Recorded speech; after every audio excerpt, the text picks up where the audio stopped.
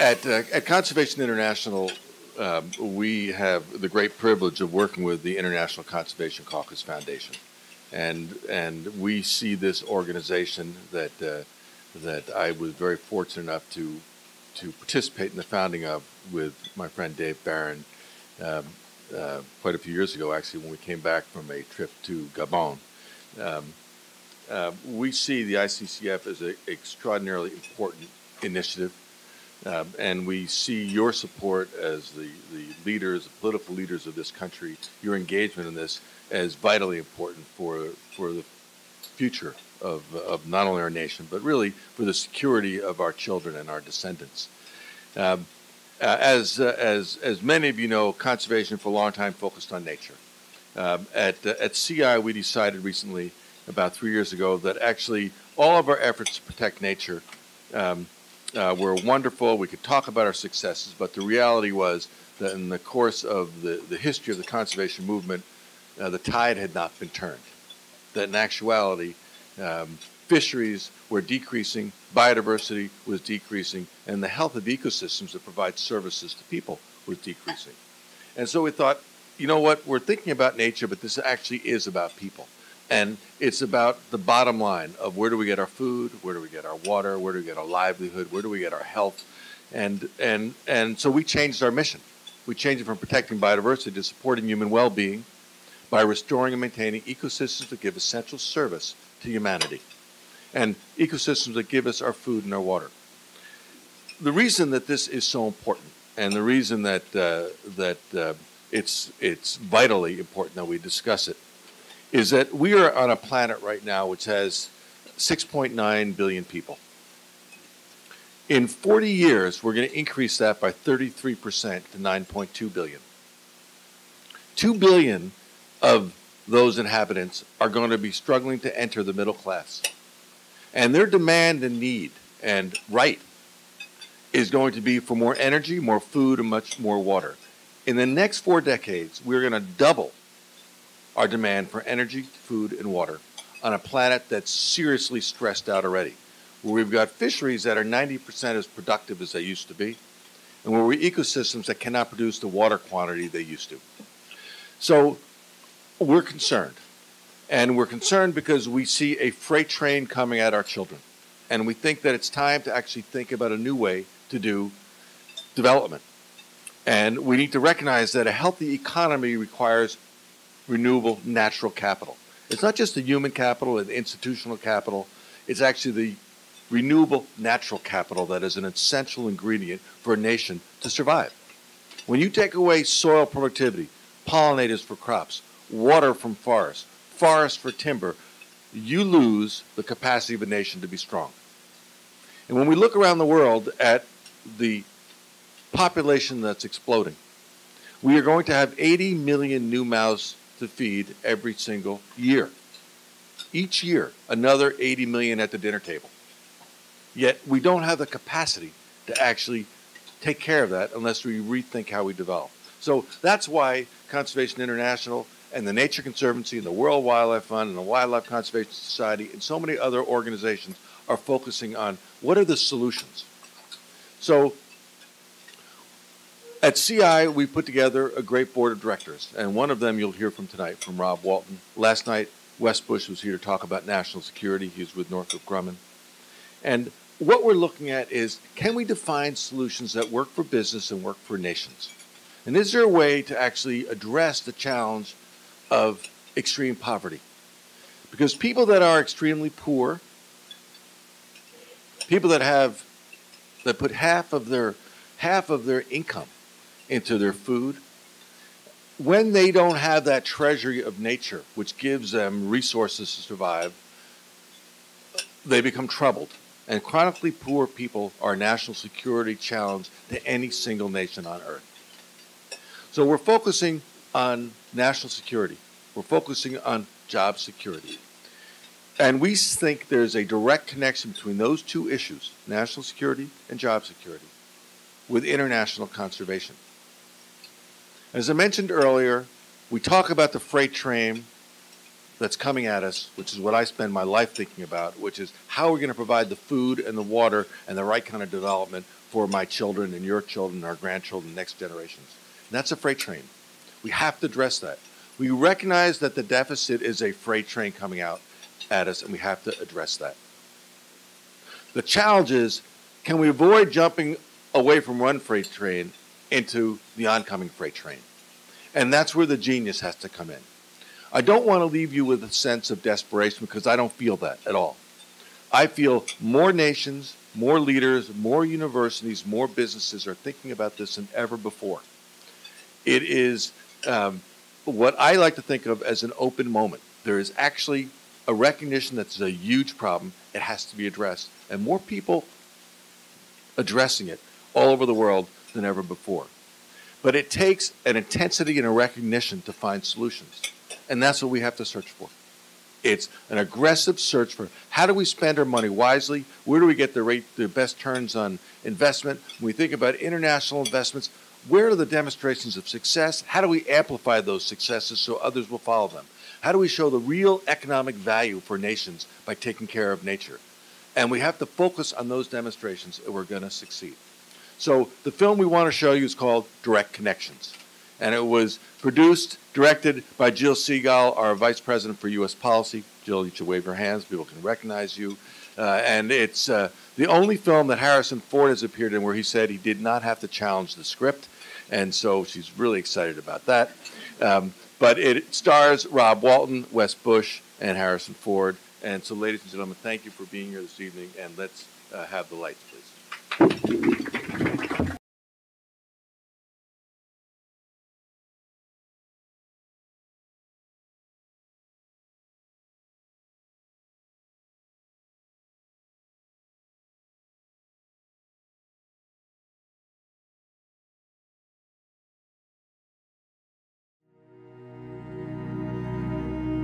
There is a direct connection between international conservation and America's economic and national security interests.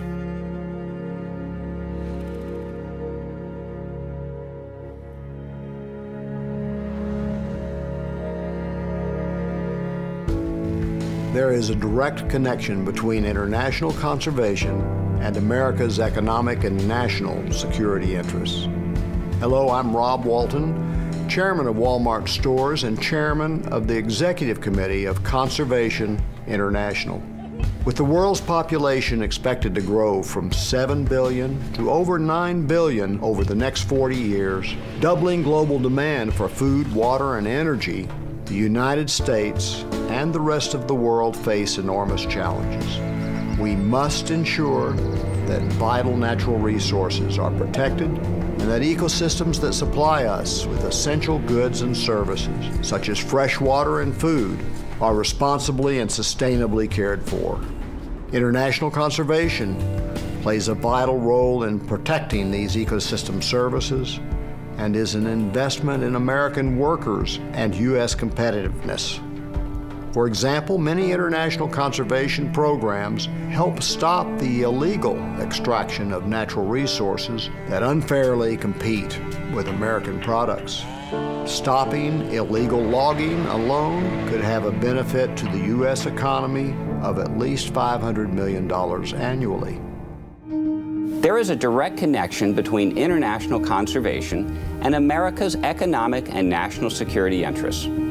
I'm Wes Bush, CEO and President of Northrop Grumman and board member of Conservation International. The ability of our planet's ecosystems to provide the essential services of nature to human beings is fundamental to our global and national security. As the Earth's population grows, we know that we will stress nature's ability to support people. Competition for natural resources can lead to instability, conflict, and mass migration, and leave populations vulnerable to radicalization. If we fail to act, this stress on our sources of food and fresh water will translate into a threat to our national security. But we can make a difference through science-based efforts to ensure the health of our ecosystems that provide us with renewable natural capital. A failure to make these investments, which have very high returns, would have terrible consequences, burdening future generations with a level of risk that simply is not acceptable. Secretaries of State Baker, Powell, and Clinton, General Zinni, as well as the United States National Intelligence Council, all have publicly recognized that the security challenges of the future include the threat of resource scarcity. International conservation secures vital natural resources and protects ecosystems and the essential services they provide to people. This is a national security investment that supports regional stability. It cannot be deferred. The security of our children and grandchildren depends upon us acting now. There is a direct connection between international conservation and America's economic and national security interests. I'm Harrison Ford, Vice Chairman of Conservation International. Billions of people are threatened by vulnerable and depleted ecosystems. The ability of our planet to keep up with the needs of people for food and fresh water is diminishing. Fresh water, natural pollinators, fertile soil, and sources of life-saving medicine. These ecosystem services cannot be replicated at any cost. They are essential for the benefit of humanity. Most major U.S. companies have undertaken sustainability efforts with real metrics and real investments to achieve their objectives. These programs have continued even through the economic downturn when many other investments were curtailed. But these companies cannot do it alone. Continued leadership and support for international conservation programs from the U.S. government is crucial. It might be tempting to defer these investments because of a smaller federal budget, but the risks are too great. Protecting nature's assets is of strategic importance to our economy, our national security, our well-being.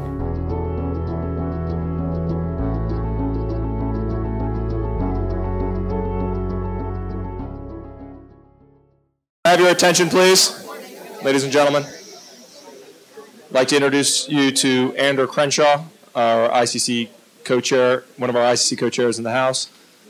Mr. Crenshaw.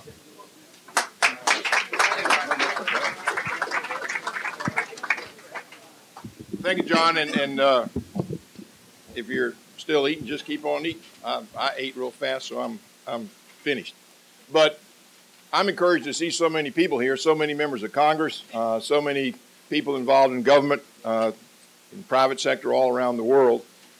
And it's a privilege to be one of the co-chairmen of this organization. I think we're all here because we recognize, just like they said on the TV, that it just makes good economic sense. It makes good sense from a scientific standpoint. And more in these emerging countries, it makes sense from a national security standpoint to care about the environment, to care about the natural resources. And that's why ICCF really functions. So I'm encouraged to be here, and my job is to present an award. And one of the things I've found out, some of my colleagues in Congress understand that government can only do so much when it deals with these kind of important issues. And if it were not for the private sector, we wouldn't be able to do a lot of things that we need to do in this country and in this world to sustain the environment and the natural resources. And so tonight we honor one of the leading voices in the private sector for conservation, for natural resources, and that's a fellow named Rob Walton. Now, you may know Rob as the chairman of the board of Walmart. That's a little mom and pop organization that, sells things around the world. They have about 2 million employees, about 200 million customers. He's also chairman of the executive committee of the Conservation International. And his company is well known for not only the governance that he provides, but also as a leading voice for sustainability around the world. I know a couple of the goals that he's set for his company that are pretty ambitious. One is to be supplied with 100% renewable energy. I know another one is to create absolutely zero waste. And number 3 that I read is to make sure that they sell products that sustain not only people, but the world as well. Now, those are pretty ambitious goals. Probably won't accomplish them this year, maybe next year, but I think if you have those kind of goals that you're trying to accomplish, that you ensure, and I'm sure he'll talk about this, not only the success of his company, but I think the future of this world. And I can tell you this, that his commitment to the environment doesn't just stop with corporate responsibility. As an individual, as a member of the Walton Family Foundation, the things that he does over and over again just gives a tremendous amount of time and energy. And also found out tonight that, just in passing, he's competed in the Ironman competition. He didn't tell me this, but a close friend of his did. And I think they swim 2.5 miles, and then they bicycle about 115 miles, and they run a marathon. He's done that 3 or 4 times, but he told me tonight he doesn't do that anymore. He just bicycles. You know, so tonight, I think after dinner, Rob's going to lead a little 100-mile bike trip down to Richmond and back. But he stays in pretty good shape. But every year, the ICCF gives an award to an individual who, in his or her passion for natural resources, demonstrates the kind of ability that he's demonstrated. So tonight, it's my honor to present the 2011 Good Steward Award from the ICCF to Mr. Rob Walton. Rob.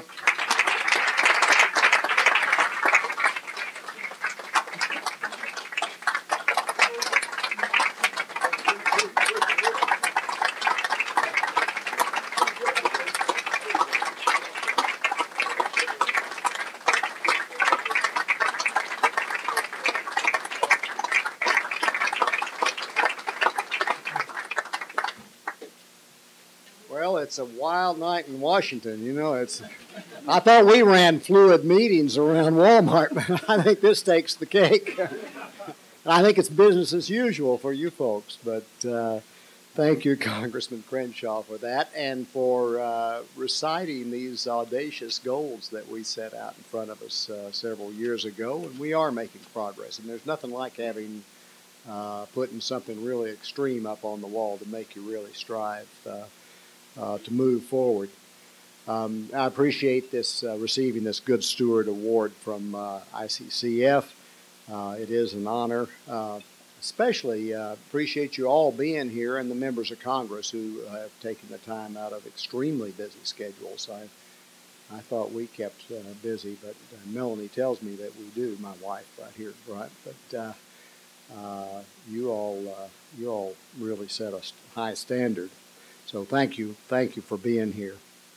As you've heard, it's clear that protecting the Earth's natural resources is our obligation to ensure that our children and grandchildren continue to have the essential goods and services provided by nature, fresh water and food.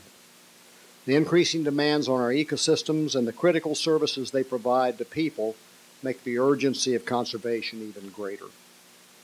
Conservation is for the benefit of people, and it's something I've been committed to for many years, both in my personal life and capacity, and also as chairman of Walmart Stores. I'm proud to be the chairman of the Executive Committee of Conservation International. It's an organization that understands the importance of protecting vital ecosystems, but also the value and the importance of working with partners such as the U.S. government and its agencies and major U.S. corporations. At Walmart, we have a deep appreciation of the importance of international conservation to the long-term success of our business. Our commitment is to be around for a long time to continue to serve our customers. This is why we've made sustainability a part of everything we do. As a key part of our mission to save people money so that they can live better. We don't believe that customers should have to choose between goods they could afford and goods that sustain our natural resources. We also don't believe that there's a conflict between running a good business and one that is committed to sustainability. Our sustainability efforts have made us a stronger company, more relevant to our customers around the world, and they have provided a special glue among our associates who have latched onto this concept and really made it work. Last October, Walmart announced an acceleration of our global commitment to sustainable agriculture. Our strategy is built on directly connecting farmers with markets, taking food waste out of the supply chain. You know, in India, we're just getting started there, and probably many of you have been there, but a half and more of fresh produce goes to waste. And our goal as a part of our efforts around the world, but it's a big opportunity in India because there's so much of it, is to reduce that and pass those savings on to customers that will then be able to afford more and better food. This strategy is built on directly connecting farmers with markets, taking food waste out of the supply chain, and motivating our farmers in our supply chain to produce more with fewer inputs and to source key agricultural products responsibly. In developing this initiative, we've worked closely with Conservation International, which has been a supporter of our sustainability program since the start, and with World Wildlife Fund and others. Walmart's sustainable agriculture efforts specifically address two major contributors to tropical deforestation: palm oil, largely from Indonesia, and beef, in this case, issues around the Amazon. We're requiring that palm oil be sustainably sourced for all of our private brand products globally by the end of 2015.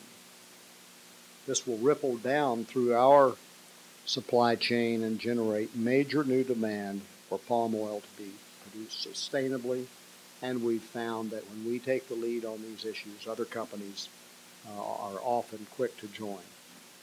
Walmart is also expanding an already existing program that we do in Brazil, Walmart of Brazil, which is a large retailer there, of only sourcing beef that does not contribute to the deforestation of the Amazon rainforest. And all of our companies will be doing that by 2015. Public-private partnerships are an important component of international conservation. I'm proud, through the Walton Family Foundation, that we're in collaboration with USAID, the government of Indonesia, and Conservation International in a program that's called Sustainable Landscapes Partnership, which is aimed at reducing deforestation in India. We're just getting that off the ground, just getting started, but it's an exciting initiative that I can't wait to go and see, actually. There are many pressing issues facing our country, such as a slow economic recovery, unemployment, and the high federal deficit. You all must deal with that.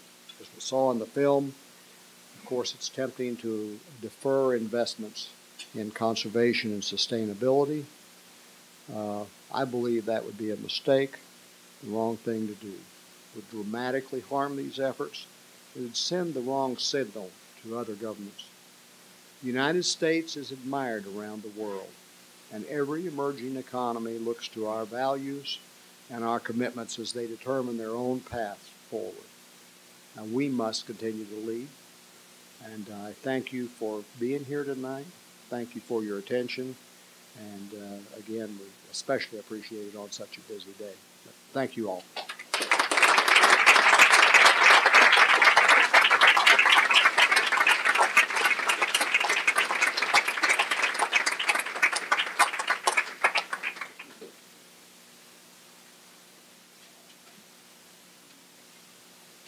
Quickly introduce you to David Barron, who's the founder of the ICCF. I'm always the heavy. I want to thank all of the members that are here tonight, especially our founders, co-chairman. Andrew, we're going to use you now that we've seen you in action. But there are a lot of members in the room that don't belong to the caucus. We have a couple of new members, like our friend from Appropriations here, the Nunleys. And But it's important that you join, and when you do, we say that we're asking for your ear, not your vote. We don't lobby. We go out of our way not to lobby, so that we have the privilege to take members on great missions, which we do, which I think is the best educational tool that we do. This is where so many have gotten not only great information, but religion in wild places. We're doing missions, by the way. If you haven't been into the Bushveld or the Galapagos, let us know you want to go, and we'll work on dates. We also have launched a great initiative globally now. Johnny mentioned we had 37 countries that have joined our Council of the Nations. These are countries that are committed to work with us to develop caucuses within their parliaments. Gilles Nogas here was introduced because he represents Prince Albert from Monaco, and they're great partners of ours, and they've been instrumental in helping us, advising us, guiding us. The EU joined yesterday. And this is a big deal. I mean, we had 8 countries in the EU, but the EU, they called to say the letter's coming from Brussels. I mean, this is a big deal. France has not joined yet. We have a new ambassador here, so don't let him out of the room until he signs. Yeah, this is the heavy. We need France. I mean, maybe more than any other European country.